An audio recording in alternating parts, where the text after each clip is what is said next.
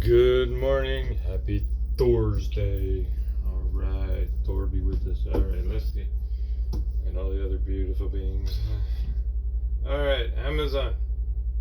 Flash briefing. Amazon. Flash briefing. Jamie, getting your flash briefing. I do In feel NPR briefly News. flash. Especially with your hesitation. Live from NPR News in Washington, I'm Corva Coleman. Former President Donald Trump is scheduled to appear in a federal courtroom in Washington today. He's accused of conspiring to overturn the results of the 2020 presidential election. The House committee that investigated the January 6th attack on the U.S. Capitol had recommended to the Justice Department that Trump be criminally charged. Trump's lawyer, John Lauro, says Trump was exercising his protected right to advocate politically for his beliefs. He claims the Biden administration is targeting Trump for this. This is the first time in the history of the United States where a sitting administration is criminalizing speech against a prior administration. It's really quite unprecedented. And it really will politicize the criminal justice system, which is terrible to see. He spoke to NPR's All Things Considered. Dangerous and record-breaking heat persists in the central and southwestern U.S. In Phoenix, temperatures could hit 117 degrees today. The heat indexes from Kansas to Alabama could exceed 110 degrees. Mexican officials say two lifeless bodies have been discovered in the Rio Grande. One of the bodies was found a few miles upstream from a floating barrier in the river. The first body was discovered yesterday, caught in the buoy. Texas Public Radio's Mariana Navarro has more on the discovery of the body trapped in the floating barrier. Officials in Mexico say the Texas Department of Public Safety notified the Mexican consulate in Eagle Pass yesterday afternoon about the discovery. The nationality of the deceased and the cause of death are unknown. Texas Governor Greg Abbott installed the buoys last month in an effort to deter migrants from crossing the river. Mexico's Foreign Affairs Secretary said in a press release that the buoys violate Mexico's sovereignty and damage long-standing collaboration between the two countries. The U.S. Justice Department sued the state of Texas last month over Abbott's refusal to remove the barrier. I'm Mariana Navarro in San Antonio. Gas prices have risen sharply in the U.S. over the past month to their highest level this year. Several factors are to blame. NPR's Kristen Wright reports the climate is putting a strain on refineries. Analysts say extreme heat can prevent some refineries in the Gulf Coast from operating at full capacity. AAA says the cost of regular gas is about $3.82, up nearly 30 cents in a month. Spokesperson Aixa Diaz says demand is lower, but a hurricane could drive up prices more. If a storm hits the Gulf that would affect that concentration of oil and gas production in the U.S., that would then mean that we would see another spike in gas prices. Cuts in global oil production and crude oil prices are also driving up the cost of gas. Kristen Wright, NPR News. On Wall Street, stocks are lower. The Dow Jones Industrials are down 121 points at 35,160. The Nasdaq is down 25. This is NPR. It's been 3 years since an explosion at Beirut's port in Lebanon killed more than 200 people and devastated much of the capital. No senior Lebanese politician has been held accountable for the blast.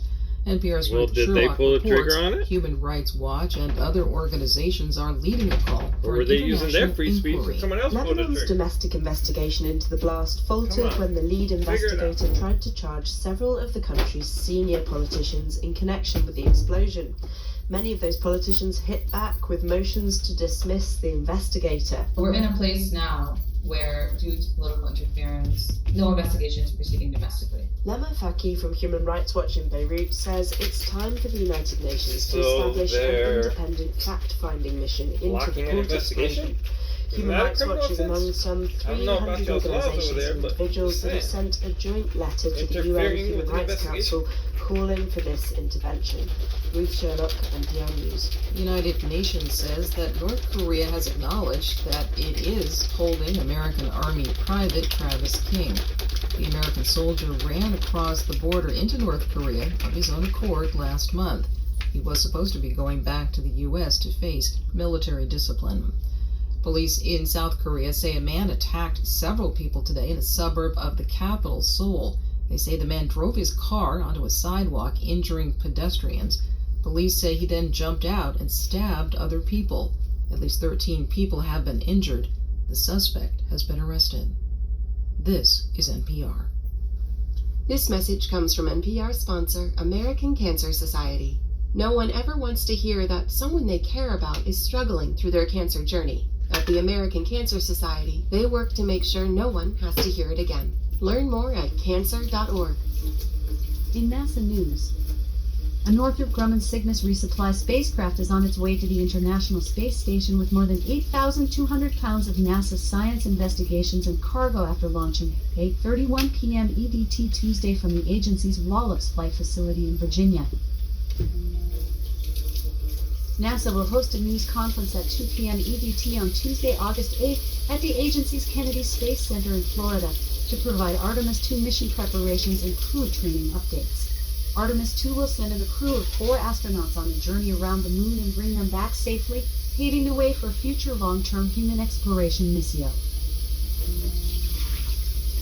NASA and Boeing will host a media teleconference at 2 p.m. EDT Monday, August 7th to provide an update on the first astronaut flight of the company's CST-100 Starliner to and from the International Space Station.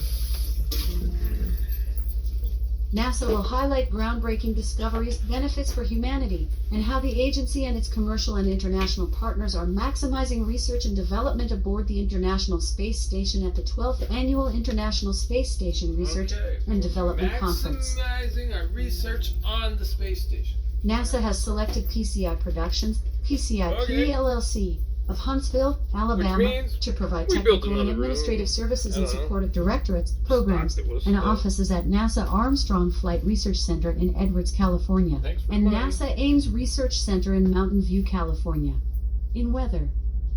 Currently, in Seattle it's 66 degrees Fahrenheit with clear skies and sun.